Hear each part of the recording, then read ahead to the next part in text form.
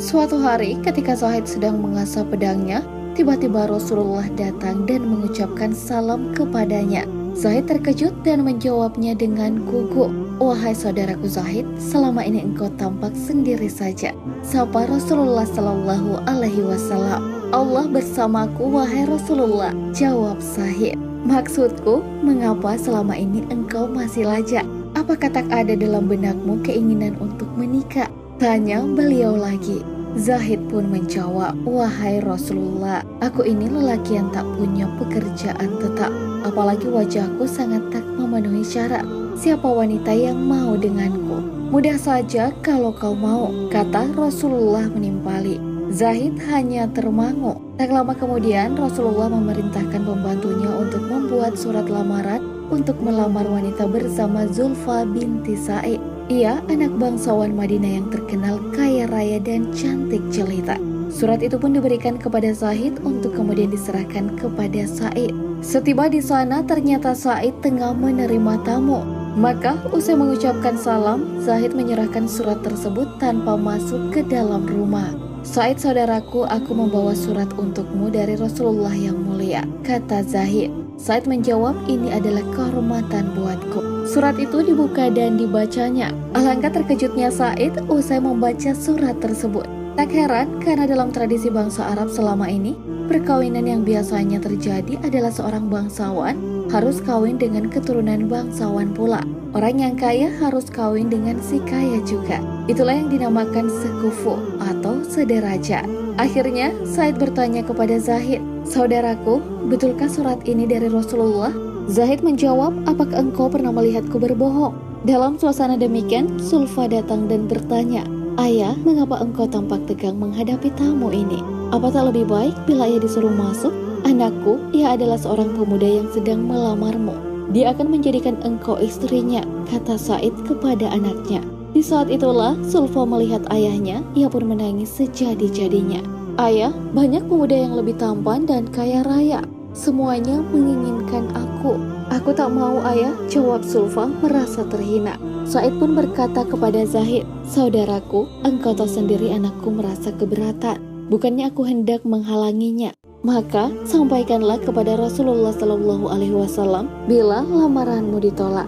Mendengar nama Rasulullah Shallallahu Alaihi Wasallam disebut sang ayah, Zulfa berhenti menangis dan bertanya, "Mengapa ayah membawa-bawa nama Rasulullah Shallallahu Alaihi Wasallam?" Sa'id menjawab, "Lelaki yang datang melamarmu ini datang karena perintah Rasulullah." Serta-merta Zulfa mengucap istighfar berulang kali dan menyesali kelancangan perbuatannya itu. Lirih, wanita muda itu berkata kepada sang ayah, "Mengapa ayah tidak mengatakannya sejak tadi bila yang melamarkan lelaki itu adalah Rasulullah Shallallahu Alaihi Wasallam? Kalau begitu keadaannya, nikahkan saja aku dengannya. Karena aku teringat firman Allah, sesungguhnya jawaban orang-orang mukmin bila mereka dipanggil Allah dan Rasul-Nya agar Rasul menghukum mengadili di antara mereka adalah ucapan, 'Kami mendengar dan kami patuh.' Dan mereka itulah orang-orang yang beruntung." Quran Surah An-Nur ayat 51. Hati Zahid bagi melambung entah kemana. Ada semburat sukacita yang tergambar dalam rona wajahnya. Bahagia itu pasti ia rasakan saat itu. Setiba di masjid ia bersujud syukur. Rasul yang mulia tersenyum melihat gerak-gerik Zahid yang berbeda dari biasanya. "Bagaimana Zahid?" tanya Rasulullah. "Alhamdulillah diterima wahai Rasulullah," jawab Zahid. "Sudah ada persiapan?" tanya Rasulullah lagi. Zahid menundukkan kepala sambil berkata, "Rasulullah, aku tidak memiliki apa-apa." Rasulullah pun menyuruhnya pergi ke rumah Abu Bakar, Utsman dan Abdurrahman bin Auf. Setelah mendapatkan sejumlah uang yang cukup, Zahid pergi ke pasar untuk belanja persiapan pernikahan. Bersamaan dengan itu, Rasulullah menyuruh umat Islam untuk berperang menghadapi kaum kafir yang akan menghancurkan Islam. Ketika Zahid sampai di masjid, ia melihat kaum muslimin telah bersiap dengan persenjataannya. Zahid bertanya, "Ada apa ini?" Sahabat menjawab, "Zahid, hari ini orang kafir akan menghancurkan kita. Apakah engkau tidak mengetahuinya?" Zahid pun beristighfar beberapa kali sambil berkata, "Wah, kalau begitu aku lebih baik menjual perlengkapan perkawinan ini dan aku akan membeli kuda terbaik. Tetapi Zahid, malam nanti adalah bulan madumu. Apakah engkau akan pergi juga?" kata para sahabat menasihati.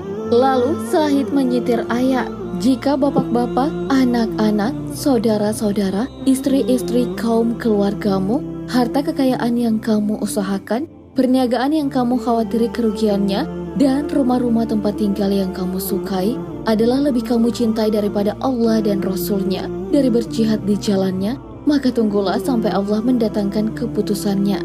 Dan Allah tidak memberi petunjuk kepada orang-orang fasik." Quran Surah At-Taubah ayat 24. Akhirnya, Zahid melangkah ke medan pertempuran sampai ia gugur.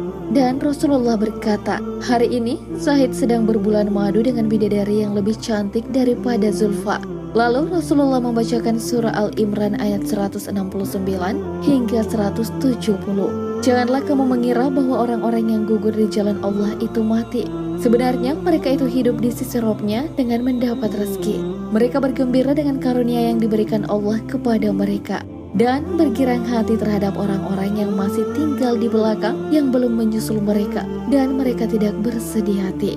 Para sahabat pun meneteskan air mata. Bagaimana dengan Zulfa? Mendengar kabar kematian Zahid, ia telah berucap, "Ya Allah, alangkah bahagianya calon suamiku itu.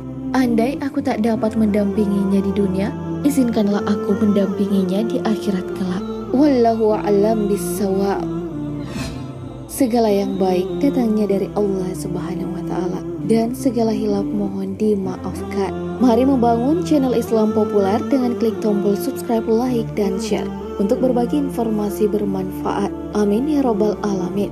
Wassalamualaikum warahmatullahi wabarakatuh.